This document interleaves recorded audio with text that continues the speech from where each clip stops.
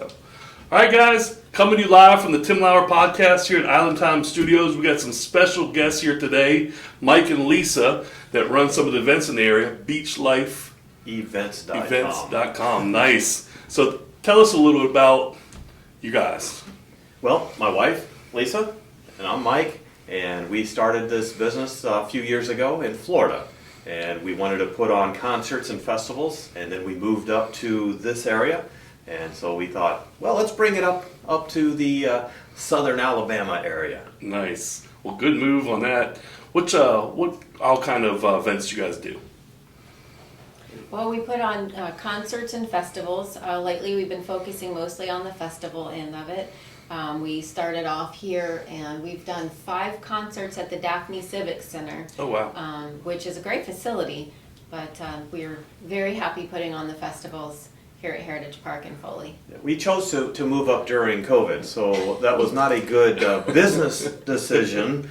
Although maybe it was, because we couldn't do anything there, we can't do anything here. We were able to get acclimated to what the area is like and what would be conducive to making people happy and bringing people together. Awesome. Let's take a second to talk about the festival coming up, Mudbugs and Margaritas, April 1st. Tell us about it.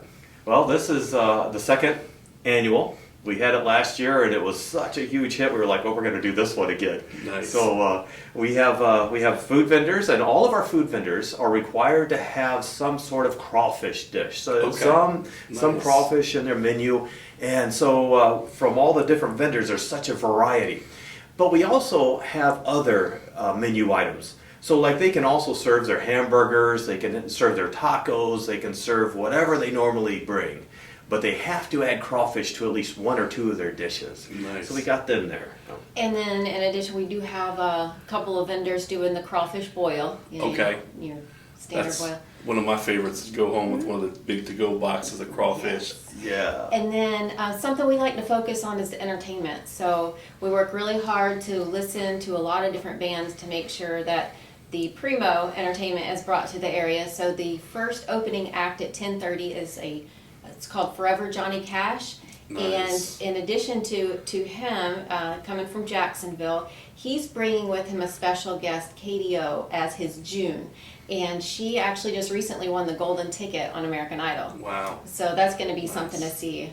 And Yeah. then at 1:30 is the Wildflowers, a Tom Petty tribute. Oh, cool. And then at 4 o'clock we have a local favorite, the Tip Tops. Nice. We've heard a lot about them. We had to go see them. We were like, yep, we want these guys at our festival. They're great. They're a lot of fun. They bring the energy and they bring the crowd also. Absolutely. That's a great lineup. What time do the gates open? Gates open at 10 and it's until 6 o'clock. And in addition to the entertainment and the food, we have a ton of stuff for kids. So the kids zone, we have a lot of inflatables that are going to be there and games and stuff, and it's $5 for all day play. Wow. So you get a wristband, and for $5 you can do that. But also we have a nonprofit coming, and they offer pony rides or horse rides if you're an Okay, adult okay. for $5, and a petting zoo for $3. Face painting for only $5. So everything's Wow. very reasonably priced and economical for the family. Balloon twisting, We have airbrush tattoos. vendors, art and crafts vendors that are going to be there. A lot Lots of of variety. vendors. Okay. And we try to make it so that it's not all just one item. We like to have a variety of vendors. So we try to, we cut things off once we have so many of this subject or this type to make sure there's enough room for the variety. And then we have little contests throughout the day. We have a farm animal beauty pageant. Wow. 12:45. It's going to Wow. be fun. That sounds like a blast. So far we have horses, pigs, and goats signed up. Wow. Nice. I like that. So let me ask you, is it too late for vendors to sign up if somebody's out there watching and they want to? They would have to have something very exclusive. Gotcha, Like okay. we did have somebody that has air plants and all kinds of exotic plants that filled out an application today. Oh, cool. And so we're looking at the space. There's not a lot of space left, but something very unique. It's like, yeah, that's pretty unique. People are going to love that this time of year, especially get their gardens going. Nice. So a couple of other things I just thought to mention is that in addition to the margaritas, We will also have pina coladas and Bloody Marys. Nice. Fairhope Brewing will be there with a wide variety of beer. We'll have a variety of wine. So a lot to choose from. All adult beverages also only $5. Wow. And we've noticed the success of the beverage tents, so we have added additional bartenders so that we Great. can accommodate. No, that's awesome. Yeah. One of the perks of our job is trying to figure out, okay, what kind of beverage can we bring? And Lisa here found a wine. It's a margarita wine. Ooh. Wow, is that delicious? Like a pina colada wine. It It is is. like, wow, okay, so we got regular wines. You can get your red, your white, but you can also get a margarita flavored wine. And it does, it tastes like a margarita. It's That's so awesome. good. That's awesome. Thank you guys so much for doing these festivals, especially in downtown Foley. We love to bring that energy, and I love driving by or going to them and seeing the town just lit up, and it's awesome that you guys are doing those. Thank So you. that's great. Let's shift back. Everybody make sure you get out there April 1st. Don't miss it. It's going to be huge. But let's kind of shift into some of the wins, the struggles of being an entrepreneur and starting something like this. So you kind of started this right before COVID? Yeah, it was 2018. Okay, Right? okay. Yes. And we were wanting to do events, and we actually were contacted. And our first events were in Ocala, Florida, which horse capital, right? Tons of Okay. horses down there. And there was an event that someone was throwing on, and it was dressage. Dressage. Yeah. So he wanted to put a festival, an event, make it a little bit bigger. And so that was our first experience. Okay. And we even Nice. put on a full carnival. Oh, wow. At the Florida Horse Park, and it was a beautiful setting. So it was nice, and we did 3 in a row, one each month, to go along with the dressage competition. And some of the dressage, you got to get your horse to do these specific maneuvers. And some of them were not happy because there's a big Ferris wheel in the background. But the owner, or the guy who brought this together, he said, if you can't get your horse to behave in that kind of situation, well, you don't deserve to be there. Well, I can't say I feel the same way. I felt kind of bad that there's a big Ferris wheel in the background. These guys are there to show off their horses. But we actually did 3 months in a row with him. He wanted to do, I think it was a February, March, and April event. Okay. So that's how we got our feet wet. Nice. And then after that, we were like, okay, we kind of saw how things were going on, and we lived in Crystal River, which is known for scallops. People come there and they get scallops. You can get like 5-gallon bucket of scallops per day. That's your limit. And so there was no scallop festival. And we were like, let's do a scallop festival. Well, people were saying, now wait a second, it's the end of July in Florida. Yes. Are you sure this is smart? This is a good idea? We were like, I don't know. we're gonna find That's how out. you find out, right? So we did it. Unbelievable. Wow. And we knew right away on that was going to be a good event because we had like 20,000 people interested on Facebook. Wow. Yeah, that's a ton. That's awesome. Yeah. So it was a hit. And that's really got the ball rolling. It did. But talking about the highs and lows, the first 3 festivals that we did that were in connection with the horse event were not good. Okay. So it appears that even though you have a beautiful setting and your marketing is good and the event was wonderful and already well attended, the horse people weren't so interested in a festival, and okay. they were the majority of the people who had attended. So as far as the festival itself, it wasn't very well attended. But as entrepreneurs, you don't stop, you don't give up. You tweak, you twist, you try new things, and you find right. something that works. And the Scallop Festival, like Mike says, that was the key. That was what kept us being able to keep going because of the success of that. So from there, we thought of other festivals. That's what we do. We work together. This is our full-time job. Wow. So what can we do? Yeah. So the next thing we thought of was the chocolate and cheese. Okay, And yeah. it was a big success in Crystal River Yeah. also. So we definitely knew that we wanted to bring that one here, but we were like, well, what else is going to go in this area? And that's when we came up first with the mud bugs and margaritas. And we called it mud bugs, even though people outside this area they don't know what a mud bug is, right? Right. But we're like, we're focusing on local. We really want to get people here locally. But some of our vendors, I remember last year, there was a bug flying around. They go, I wonder if that's a mud bug. That's funny. I didn't hear that. And then we were like, well, we could squeeze in one more festival. We don't want to, put too many on in one year and, have it an every month thing. So we said, well, what else would this area enjoy? And we know that the area is also known for gumbo. So that's when we came up with the gumbo, and we were going through, well, what would pair? Because the name has to be catchy. Yeah, And if you yeah. throw in a name of an adult beverage, it's kind of gets people's interest. That's right. So we tried, mud bugs and mojitos. Yeah. We're like, oh, that's great. A gumbo. Oh, gumbo. Gumbo and mojito, Yeah, yeah. sorry, gumbo and mojito.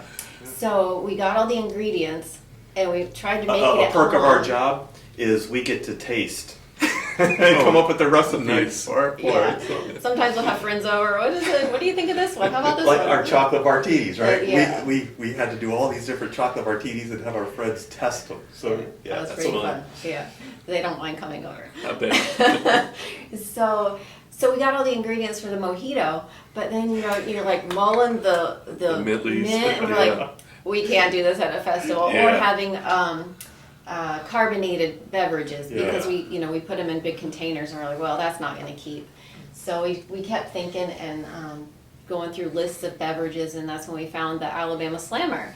And Which so, I thought was a big hit around here. Turns out, no. Not as much. We went to a bar, a restaurant, and ordered, oh, do you guys have an Alabama Slammer? And they said, what's what? that? What's Nice. in it? We're like, oh And no. we were like, uh-oh. But we just have all our advertising, gumbo and Alabama Slammer. Now what do we do? Yeah. We had to go forward with the Alabama Slammer. So we put on, the little guy, the Yeah. little Alabama Slammer guy with his little face on. And so, Well, and Lisa then said, well, maybe we should have something else. Let's go ahead and add Bloody Marys to it. Nice. And so it didn't make it in the name. We keep it just a gumbo and Alabama Slammer. But it turns out people were loving these drinks. Oh, Yeah. yeah. And like with the mojitos, we knew you have to figure out how can you make 3,000 to 5,000 of these. Yeah. Yeah. yeah. So it has to be something that's conducive to that. But like most businesses, one thing leads into another. And for our festivals, we were getting entertainment. And we didn't just want the normal entertainment that you could see anywhere and everywhere. If they were local and like spectacular, yeah. So we had people like that. But it ended up, people started calling us, wanting to be in our events and asking us if we do concerts. And we're like, I think it was your idea. Should we do a concert? I mean, concerts are a lot of fun. Yeah. So we met someone that actually locally in Crystal River when we were out one night. We met someone and they're like, "Oh, I know this band," and we're like, "Sure." Everybody knows the guys in the He was band. lead singer, right? Yeah. He was lead singer of Generator. So turns out he really did know some big name people. And His drummer, he goes, my drummer played for Puddle of Mud and Shinedown. yeah. Okay. And we're like, sure he Turns out he was telling the truth. So. did. Yeah. Nice. So anyhow, he kind of helped us into trying to find the right kind of band, and so our first concert was in Crystal River, and it was Saving Abel, and that gave us the bug. It was so fantastic. It was an amazing show. So that led us into some concerts, and then we had a few other rock bands. We were only able to do rock in Crystal River because they kind of already had a hold on the market for country and tribute bands. Oh, gotcha. Yes, So we the radio had- station said we couldn't run any ads if we did country. They wouldn't let us. Yeah. And the venue said, Yeah, you can't rent it if you're doing country. Wow, really? well, They had yeah. a lockdown. So it was a tribute, yeah, and country. So we were like, well, that leaves us rock and roll, and that's okay by me. That's right. So we also had, we brought in Saliva, I don't know if you've heard of Okay. them, and Red Jumpsuit Apparatus, and they were pretty, And Hinder, oh, and Hinder. we had a Hinder there. That's right, and Nice. Tantric, yeah, so Tantric, yeah. kind of done a little bit of everything as far as the entertainment goes. Awesome. How do you guys promote your events? Well, let's see. We the first thing is social network. I mean, the social media is great. That's the first thing we'll do is we get an event page. I see some people, some events, they will have their main page and they will use that as an event page. Yeah. But it's really, we found that it's beneficial that you have your company Beach Life events, and then you have a separate event page. And then that really helps you to keep track of how many people are interested, how many people are looking at it. And then, so that's the first thing we do. And then the second thing, we'll reach out. We really base our marketing on how many people are interested in the event. Because Heritage Park is not that big of a park. Okay. So we have to pull back. Like our first chocolate and cheese, we were like, uh-oh, there was way too many people interested. The only marketing we did for chocolate and cheese was Facebook, flyers, Wow. and Wow. and it was overwhelming success. So we stepped it up for the next one because it was a first time event, Yeah. and we didn't know how it was going to do. And then for the gumbo, we went a little bit further and got Fox 10 on board, and thankfully they're on Nice. for this one as well. Yeah. But also things like this that we're doing today with the podcast, which we really appreciate the support. It means a lot. Yeah. Oh yeah. Um, yeah. So radio, we work with the local radio too, WHEP, and we put up flyers. Anywhere, anyone will let us for as long as they'll keep them up. And we do things like pass out little admit one tickets, which we Okay. want to give you Oh, two awesome. today. Thank you so very much for having That's us awesome. on. Yeah. And I give out I'm tickets definitely gonna at be the, there. Thank you. At the chamber event, the That's actually softball marketing and- too. Yeah. I'm kind of surprised more companies don't do that. Yeah. Yeah. But everybody has their own ideas on what they That's need right. and what goes with them. That's true. But for us, it's like, let's give away tickets. It gets to be announced to everybody there, brings awareness, and we get them there to see so they can see what we're doing, and hopefully they buy a beverage or a T-shirt, which Yeah. is what we're introducing this year. First time for T-shirts. Oh, Festival awesome. shirts, Nice. yeah. Nice. Who's your crawdaddy? Okay. I like it. I like it. Margaritas made me do it. And then we have one that just says "Living the Life" with Mr. Crawdad on it. Okay. So, but the other thing we do is, and I encourage every company to do this: press releases. Oh, Yeah. yes. Send out press releases. It's free, Yeah. and it gets you to the area's magazines, newspapers, radio stations. In fact, Fox 10 first contacted us because of a press release we sent them. And after we did that, they contacted us and said, we want you guys in. So press releases is huge. They're a huge way of Yeah. drumming up support. And That's they great. want to know, like Gulf Coast Media and the other news outlets, it does them well to tell people that there's events in this area. Yeah. Because that's one of the things people are looking. They go to the event section. What's coming up? Oh, you don't have this event. So they want to do it. It's a win-win. It helps us. It helps them. So, Absolutely. yeah. So that's a good one. And let's see, we covered the radio. We did radio in Mobile. We've done Okay. radio in Pensacola, Wow. especially for our concerts. Our festivals not so much because again, it's already pretty over the top. Gotcha. Gotcha. What's the capacity at Heritage I Park? think we got close. We had just over 9,000 for the last event. Wow. And I'm not sure it could hold too many more. I know we had to scale back on the number of vendors so that we can make more room for the attendees. Gotcha. And we also, in addition to adding more beverage lines, we also have more food trucks because I know that was a concern too, is that people had to wait too long. Gotcha. So I don't know. That would not be a question for us, but I'm thinking probably 10,000 would have to be the max. Okay. Okay. But it does depend on how many vendors and like Yeah, that's true. one of the things you do as a Just gotta business. find that balance. Where are you doing well? Where can you improve? And after every festival, we always are interested in where we can improve. We like what we do well too. You got to look at your business and say, okay, I'm really succeeding here.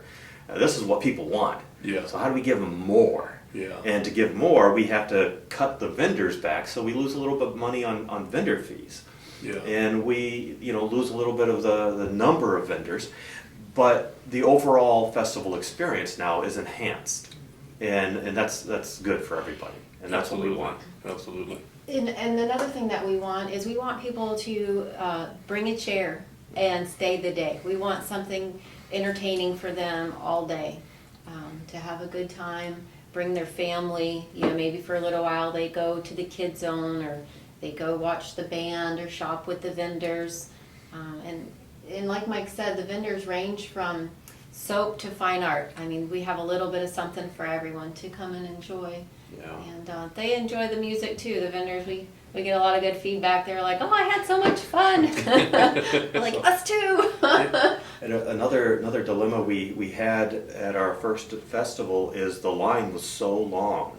It was wrapping around, and by noon to 1 o'clock, the line was still all around the park. So we saw people just getting up and leaving. They didn't even make it into the festival. Oh, gotcha. So Lisa comes up with the idea, why don't we do an express entry?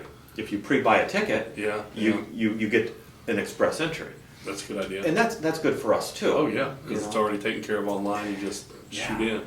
And so that's another thing that we have done. We've implemented in our events. Pre-buy tickets. You don't have to stand in a long line. Just come in, go right through. Go right there. Nice. And we also have a group on board, the Foley High School Band. Yeah. And we just, the last couple of events, they've worked with us, and they are on the ball. They get people in. They're very Wow, fast, that's and we great. appreciate their help, and in exchange, we are able to provide them with a donation. Awesome. That's great. Yeah, and we like to do that. We like to figure out where we can give back to the community.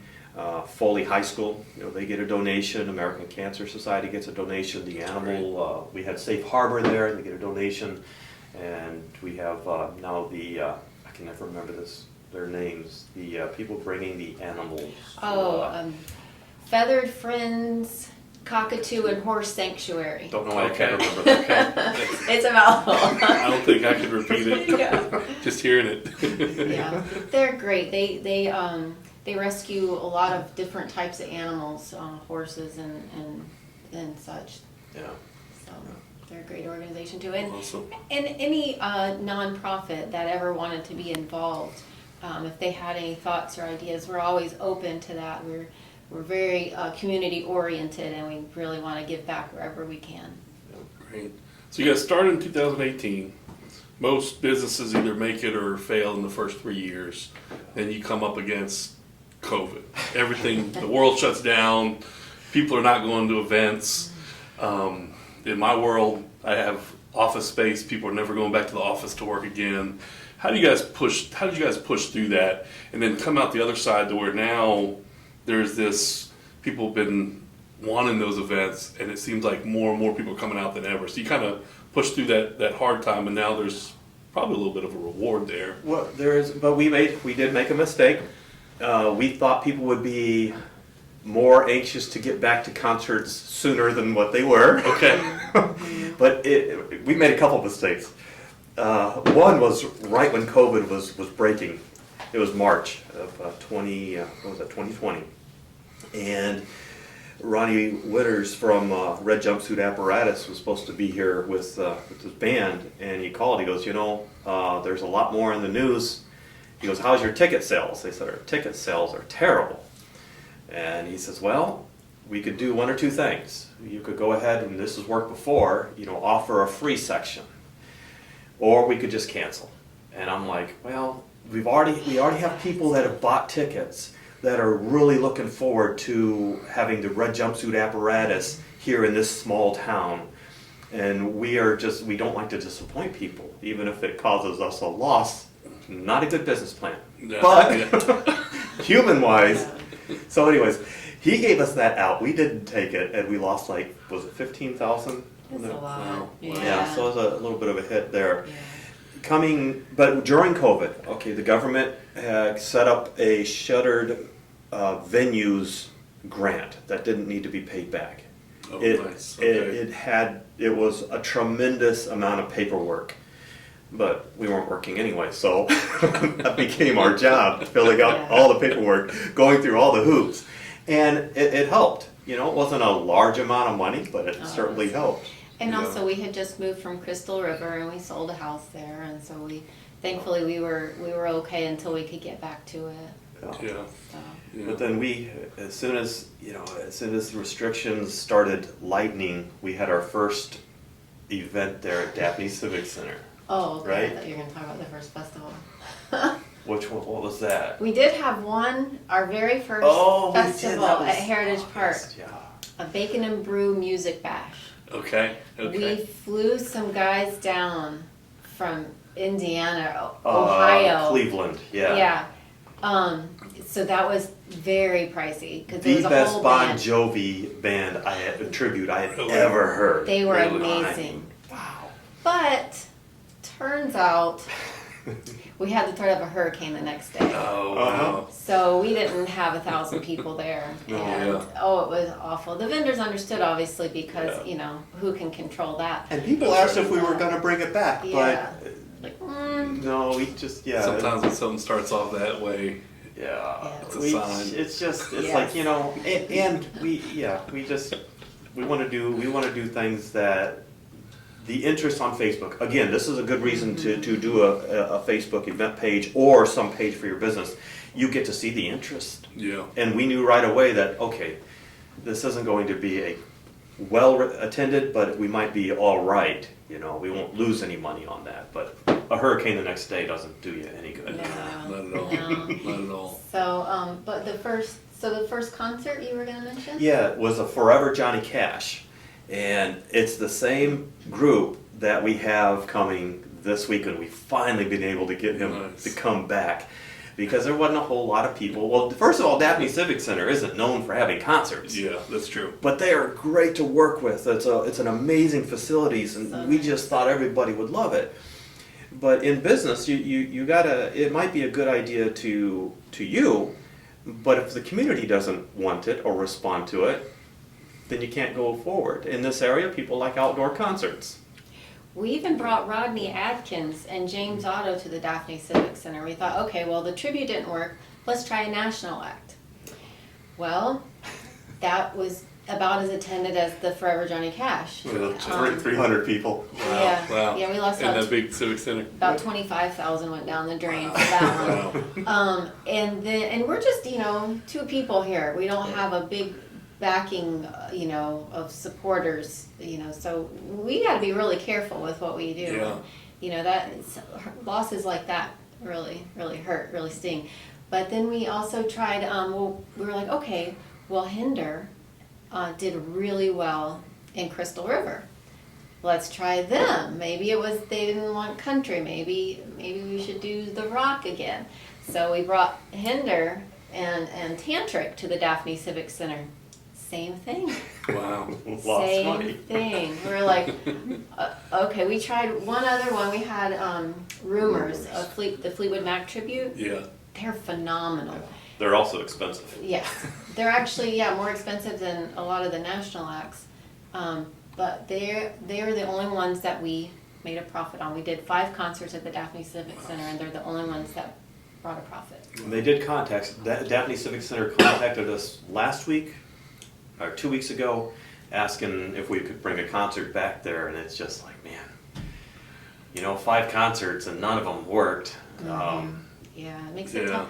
But yeah. again, the facility, it's Yeah. perfect. You don't have to worry about weather. You know, the sound and lights are amazing. The seating, the facilities, the Yeah. green rooms for the artists, the stage. I mean, everything is set and ready for a brilliant concert. But if people don't support it, you just can't do And it. it Yeah, might change, you that's know, right. a lot of people are moving into the Daphne area and a Foley area, so who knows, maybe in the future we'll try it again. Try it again. Yeah. Nice. We really want to because they are so much Yeah.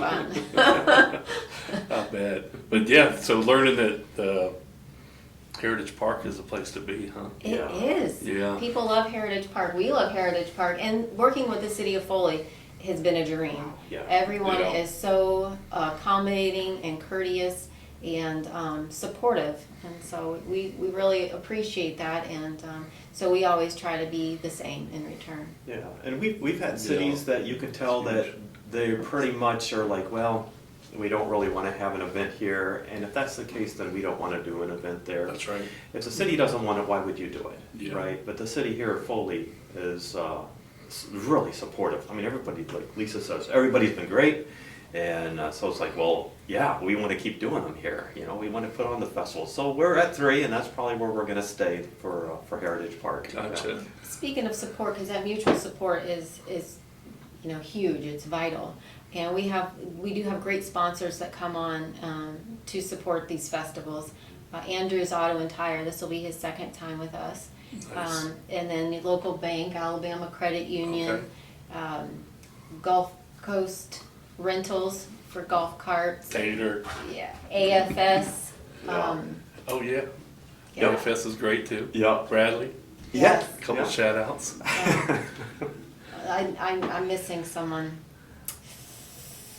Oh, I'm What's- so sorry. I said Alabama Credit Union already? Yep, yep. And then we have Acceptance Insurance. Oh, Okay. yes. They've been they- on from day one. Every Nice. every event and even a concert. Yeah, and we appreciate that because it lets us know what's their motivation to do this. Well, they love the community. You know, Fox 10's the same way. They're a sponsor for this one also. Great. Why would they sponsor it? They love the community. They Yeah. want to see everybody come together and have a good time. And so they're really good for Oh, that they've too. been so much fun to work with too. And also Easy Haul. The Easy Turf Haul has been Experts great. came on board this Oh, time. they- In fact, Turf Experts is doing 3 of our festivals this year. Oh, And wow. if you do all 3 of our festivals, we give them a discount. Okay. And that helps out too. Great. But yeah, it's nice to have the community businesses jump on board too. It has really been instrumental in pushing, making them just a little bit better Yeah, events. Awesome. Yeah. So if Foley goes forward with the entertainment district, what would that mean for you guys for the festivals? It'd be huge. We could. We've talked about it from day one. Even we talked to Foley Main Street. Darylyn. Darylyn, yeah.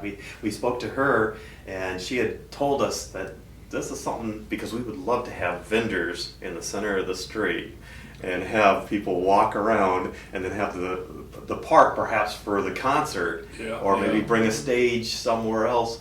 A lot of this we'd have to work with the city to see what they want. Right. Yeah. But the best thing about it is if we can get our people, spectators and vendor goers, or not vendor goers, but fair and festival goers, to be even closer to the local businesses and bars and restaurants, the better. We don't, because of Alabama code right now, we have to keep all alcohol in a fenced-in area. Gotcha. But you got the entertainment district now, that changes things. That's right. And so once we get that, now we can bring everybody in there, and we make Yeah, sure that's we huge. make sure that our vendors are back to back in the center of the row, so we don't block any of the local businesses, so they can keep their doors open. Yes, that's what Fair Hope Arts and Crafts Festival does, and I thought that was great. It was the way that they had it set up. It's nice. Yeah. So if there's anything we can do to help bring that to the Yeah, area, yeah. We're working on it. We're working on it. well, it's exciting. Yeah, it's good stuff. Yeah. Quick shout out to Southern Shores Eats and Drinks right across the street from you guys. If you're getting out to the festival, go check them out for coffee or breakfast beforehand. They do a great buffet and coffee and everything else. But love what you guys are doing. It brings a lot of fresh faces to downtown Foley, and that's what that's what I think everybody's trying to do is really revitalize Nice. downtown Foley. Yeah, at first we thought it would just be local, but with the analytics now, you can see who's buying a ticket and from where, and it's all over the United States. People Wow. vacation here. Yeah. And so this time we have people coming from California, people Wow. from Oregon, Minnesota, Wisconsin, New York, Nice. and they're coming down. They've already pre-bought tickets to be at the festival. Yeah, it's unbelievable how many people